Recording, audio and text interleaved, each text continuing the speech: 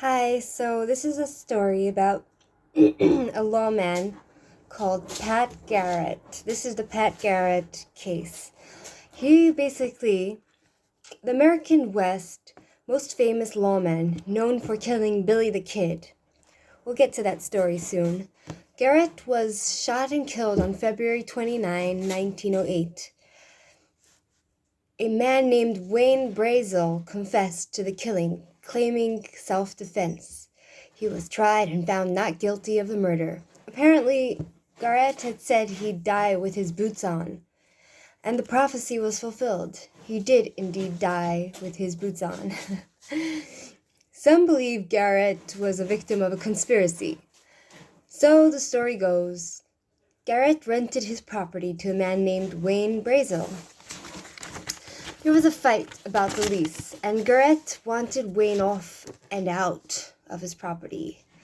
A quarrel ensued, and Garrett pulled his gun, and Wayne shot Garrett in self-defense. As we said earlier, he died in his boots. Wayne then said, "This is hell, ain't it? I'm going to town and give myself up to the sheriff." Because there was a witness who testified in Wayne's defense, he was acquitted. So, who was Pat Garrett? He was born June 5th, 1850, known as a bartender and lawman. He's from Chambers County, Alabama. He was one of 5 children, born to John Lumpkin Garrett and his wife named Elizabeth Ann Jarvis. His parents died at a young age, leaving him and the kids orphaned. He moved himself to New Mexico and found a job as a cowboy. He married his first wife, Juanita, who died in childbirth. He then married her sister.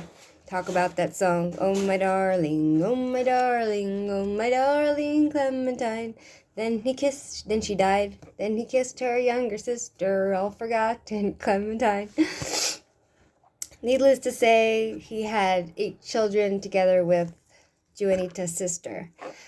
He was elected as sheriff of Lincoln County in 1882. On December 16, 1901, Theodore Roosevelt nominated Garrett to the post collector of customs of El Paso.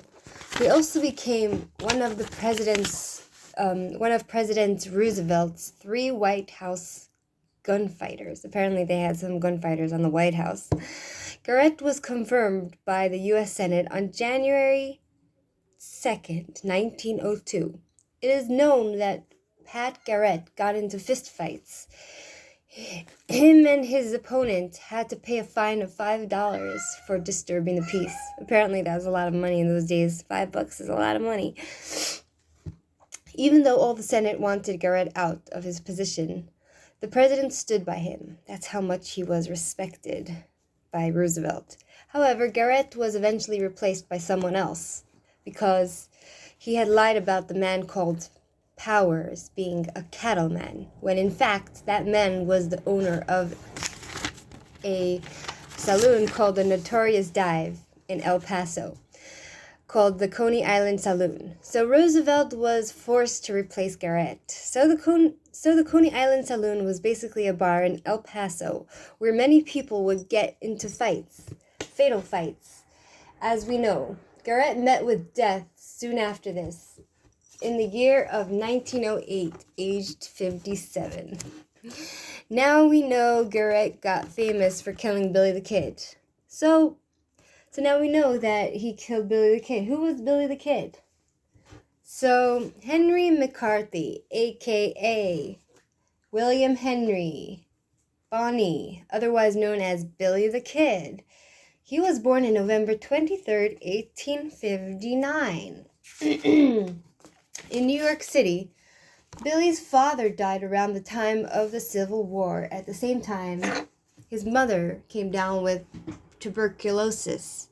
She was told to move to a warmer climate. On March 1st, 1873, she married William Antrim, who moved the family to a Silver City, New Mexico. It seemed that Billy, unwittingly, through no fault of his own, would find himself in messy situations, often being bullied. Well, back to Billy's stepfather. He worked as a bartender and carpenter, but soon abandoned his wife and stepsons. Since Billy's mom had no support from her husband, she took in boarders in order to provide for her sons. Despite the better climate, Billy's mother's condition worsened. On September 16, 1874, she died. Billy's stepdad then put the boys in foster homes and moved himself to Arizona. At age 14, Billy was forced to find work in a hotel, washing dishes and waiting tables at the restaurant. 1 second, my cat is being a bad boy. Get off. Being a bartender. He was very friendly. He had to wait tables at the restaurant. He was very friendly. And Billy's manager boasted to others that Billy never stole anything like the other workers. However, on September 23rd, 1875, Billy was arrested for hiding a bundle of stolen clothes. Listen to this, it's pretty funny. He hid a bundle of stolen clothes for a man playing a prank on a Chinese laundryman. 2 days after being thrown in jail, Billy escaped by squeezing through, worming his way up the jailhouse chimney. From that, he must have been real skinny. From that point onward, Billy McCarthy was a fugitive. He eventually found work as a sheep herder in Arizona. His other job was hauling logs from a timber camp to the sawmill. There was a blacksmith at the camp named Frank, quote-unquote, Windy. That was his nickname. Frank Windy Cahill, his name was. He loved to bully Billy. On August 17, Cahill attacked Billy McCarthy after a verbal exchange and threw him to the ground. Billy responded by drawing his gun and shooting Windy Cahill. Windy died the next day.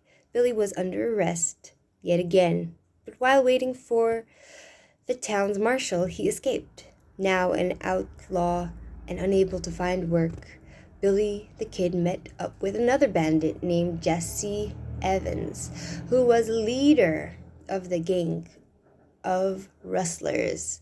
Rustlers are people who steal livestock, so these rustler thieves call themselves the boys.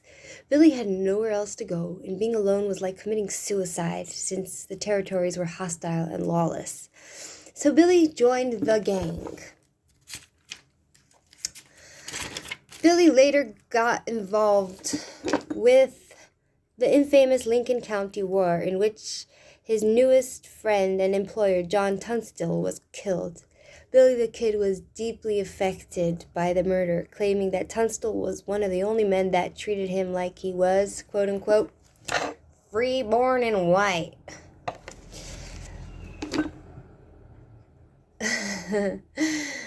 So, at Tunstall's funeral, Billy swore.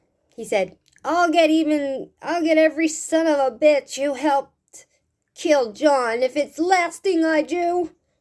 Billy enacted revenge by gunning down the deputy who killed his friend and another county sheriff as well. Now he became an even more wanted man than before. He then began stealing livestock from white ranchers. In 1878, a new governor in New Mexico proclaimed that any man involved in the Lincoln County War would be given amnesty, so long as he didn't have any independent indictments. Billy, of course, guilty of other murderers. However, Wallace, who was the new governor, promised Billy amnesty if he'd testify against the other combatants. Billy agreed, but the district attorney defied Wallace's order to set Billy free. After testifying, after testifying, so they did not free him after he testified. So, Billy was a professional escape artist and slipped out of the handcuffs and fled. Billy continued his outlaw ways with his rustler gang. Several attempts were made at capturing Billy and the gang. Governor Wallace put a $500 reward on Billy's head. That's a lot of money back then. $500 reward on Billy's head. Eventually, Billy was captured and charged with Sheriff Brady's death, whom he had killed in revenge of his friend Tunstall. He was held in the county jail awaiting execution by hanging. But Billy managed to get a hold of a gun and shot 2 prison guards and escaped. Eventually, Pat Garrett, who happened to have been a former friend to Billy, ambushed him and killed him with 2 shots. In Billy's short life, he killed 21 men, 1 for each year of his life. In my estimation, to sum it up, in my own opinion, Billy was just trying to survive and got bullied. Had a rough start with losing his biological father at such a young age, and then his mother. He just had bad luck. As for Pat Garrett, he also had a rough start, losing both parents. However, he did have an inheritance, a plantation. Garrett also killed a man in his lifetime.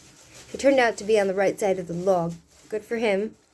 And he was famed for killing Billy the Kid and gained respect. 1 died in his boots through honor, and 1 died in disgrace. Thus is the life. I tried to compile it. I put all the information together. I hope you enjoyed it.